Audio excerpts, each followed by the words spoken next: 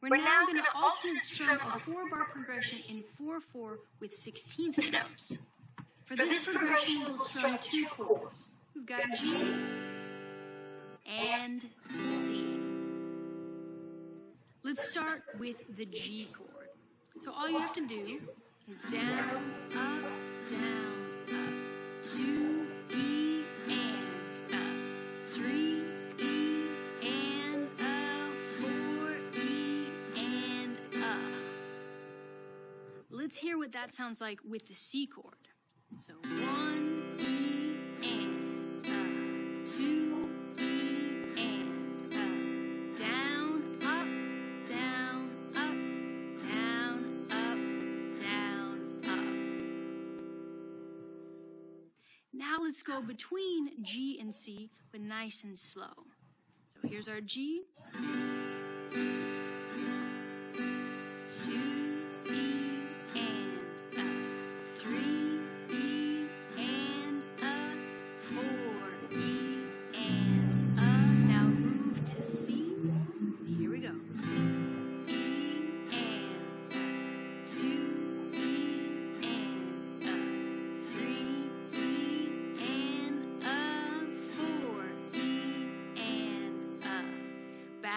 to G, down, up, down, up, down, up, down, up, down, up, down, up. Last time.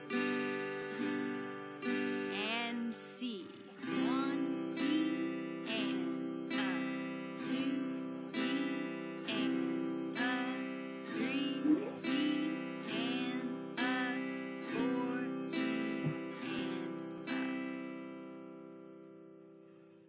Now let's push the pace a little bit and try to not stop in between the chords. So here's our G. Let's go. 1, E, and 2, E, and 3, E, and 4, E, and C. Down, up, down, down, up, down, down, up, down, up. There's your G.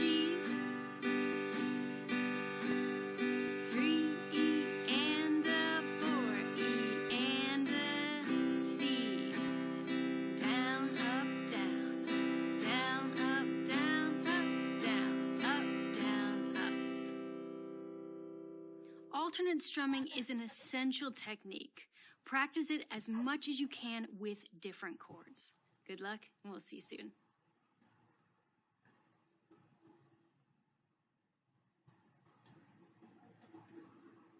We're now going to alternate strum a 4-bar progression in 4/4 with 16th notes. For this progression, we'll strum 2 chords. We've got G and C. Let's start with the G chord.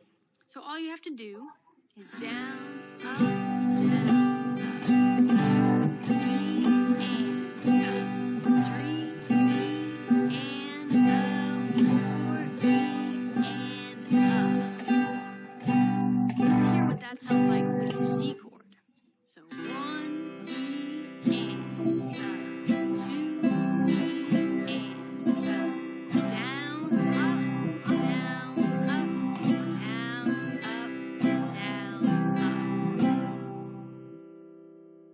Now let's go between G and C, but nice and slow. So here's our G. 2, E, and up, 3, E, and up, 4, E, and up. Now move to C. And here we go.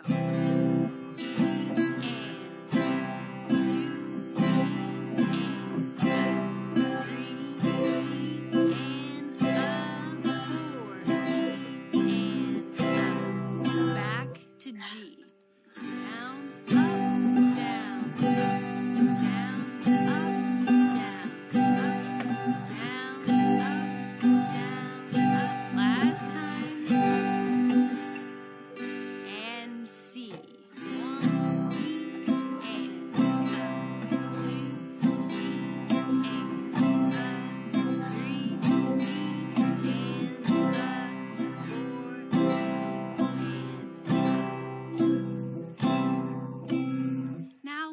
push the pace a little bit and try to not stop in between the chords. So here's our G, and let's go.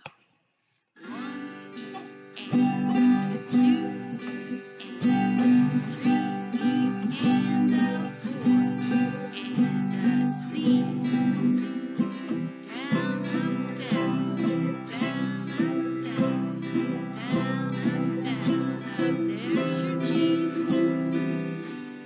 3 E and 4 E and C. Down, up, down, down, up, down, up, down, up, down, up. Alternate strumming is an essential technique. Practice it as much as you can with different chords. Good luck, and we'll see you soon.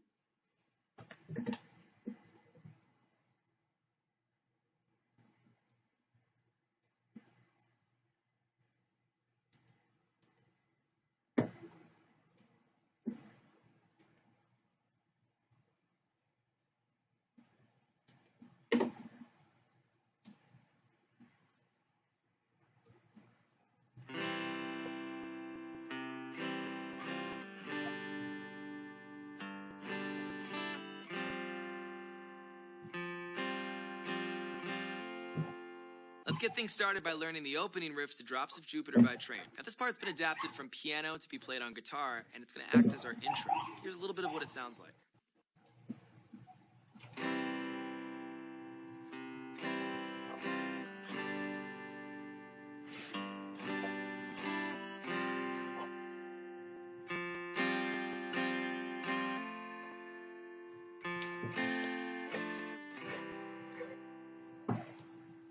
Now look into the fret hand. Let's first take a look at the chords and a few chord variations we'll be using. Be aware of where the root notes are for the following chords. We're going to start with our basic C chord. Now you'll see the root note is from your 3rd fret of the A string down. You have your 3rd finger on top of that right there, and you're going to strum from that string down. Now as we pivot or just bar into the C at 11 chord, you're still going to strum from that string and that fret down. Just notice all we're doing is taking that index finger, which was initially just fretting the 1st fret of B, and we're using the pad to have it kind of collapse and bar into the 1st fret of the high E as well. Out of context, it might seem a little dissonant almost, but in context, it's really cool. You'll hear that in just a second. So you have your C, and the C at 11, root note from that A string down. So moving on to the next chord, your G. Now, it's kind of interesting how we play the G here. Think of your 4-finger G, but just get rid of the pinky and only strum to the 2nd string. Just like that. That's going to be our G chord, and you have the root note at the 3rd fret of your low E string. Now for the next chord voicing, it's a G6. All you have to do is strum all the way to and through your 1st string, like that. And notice I'm no longer muting that as well. Before I was using my ring finger to mute the high E string, just in case your hand hits it. It's muted. Now go a little bit more upright and access that string intentionally for the G6 chord. All right, next up we've got the F chord. Notice that the root note is at the D string's 3rd fret right here.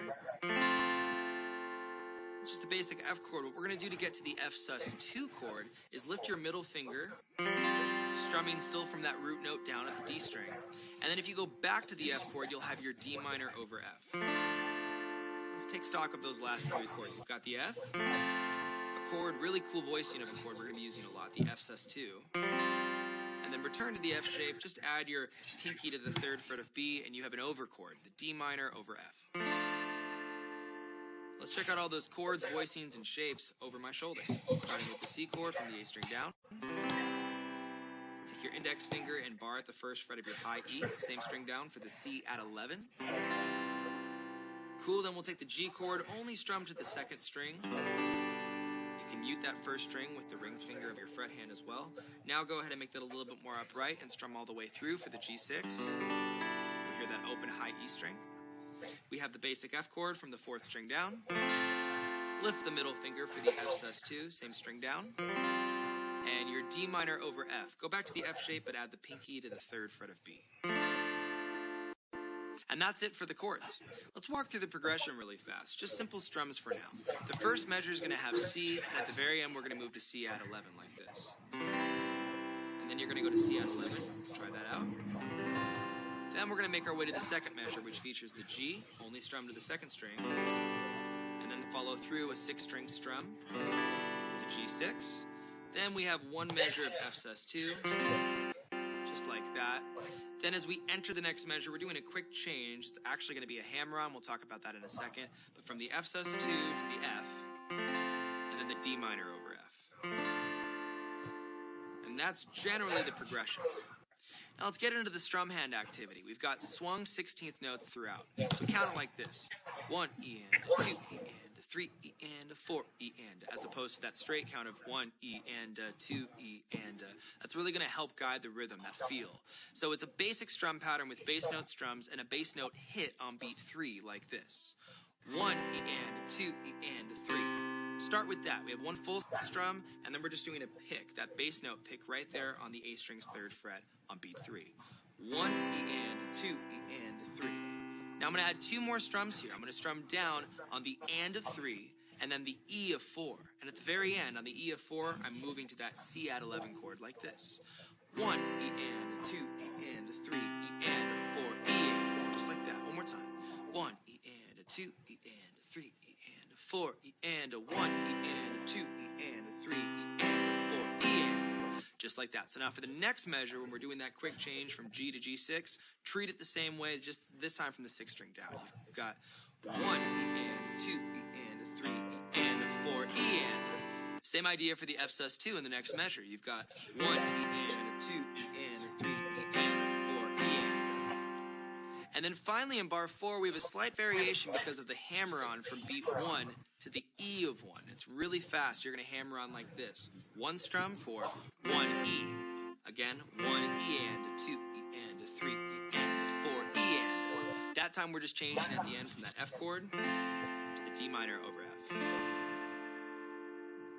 Now let's play through this entire riff 2 times. Get ready with that C shape and I'll count us in. 1 E and 2 E and 3 E and 4 E and 1 E and 2 E and 3 E and 4 E and 1 E and 2 E and 3 E and 4 E and 1.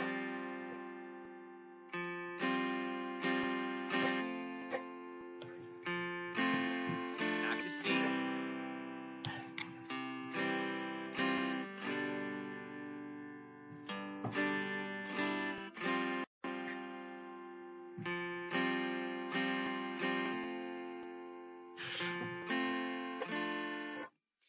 That gets you through the riff.